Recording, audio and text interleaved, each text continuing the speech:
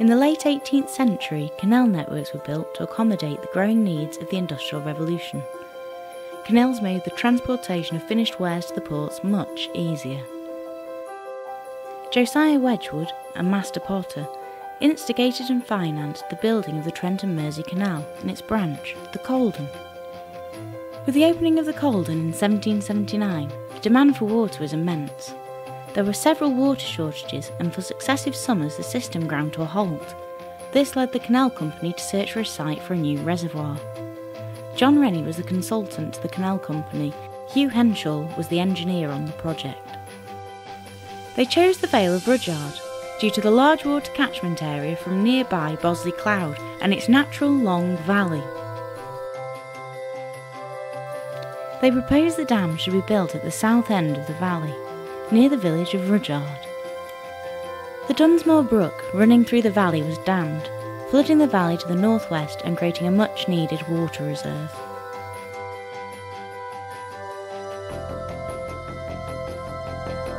After an Act of Parliament was passed, work began. The reservoir took 4 years to build, from 1797 to 1801. To construct the dam, they first had to dig out a 12-foot by 12-foot trench across the valley. This all had to be done manually, of course, using shovels and wheelbarrows.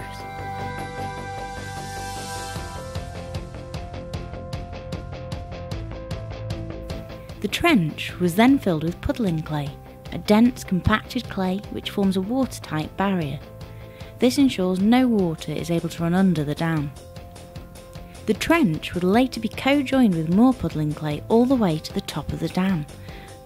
The head bank was then built up in 2-foot layers, using stone ballast surrounding the puddling clay core. It was dished inwards by 3 foot to provide extra fortification. More and more layers were added until the head bank reached 36 foot in height, with a width of 40 foot at the top. On the head bank, additional stone paving was added for further water resistance and to fortify the dam.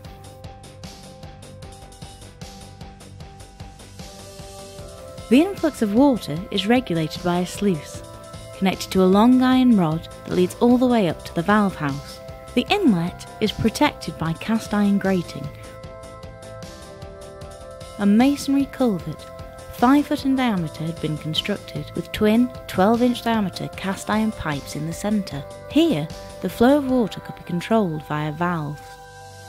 Access to these valves is provided by an elaborate spiral staircase leading down from the valve well. The water leaving the dam leads into a compensation weir. Approximately 75% of the water pours into a huge dry well, nicknamed the Coffin. This ensures a minimum flow into the feeder. Here we can see the amount of water leaving the reservoir a day. At the far side, a large, elaborate spillway was constructed by stonemasons. This structure provides a controlled release of flow into a weir below. The spillway is used to release floods so that the water does not overtop or damage the dam. Due to increasing water demands during the Industrial Revolution, the water levels at Rudyard waned, and in 1809 to 1811 a new feeder was introduced from the River Dane at Winkle. In 1904, work was carried out to raise the weir another 570 millimetres, which increased the volume of Rudyard by 13%. More recently, in 1992, the valves were replaced, twin 300mm diameter cast iron pipes were inserted. In 2013, the Canal and River Trust invested over £650,000, replacing the valve on the reservoir side with a hydraulic mechanism, and the valves in the other tower were not only replaced, but their stems extended to ground level, thus making the task of controlling the outflow much safer and easier.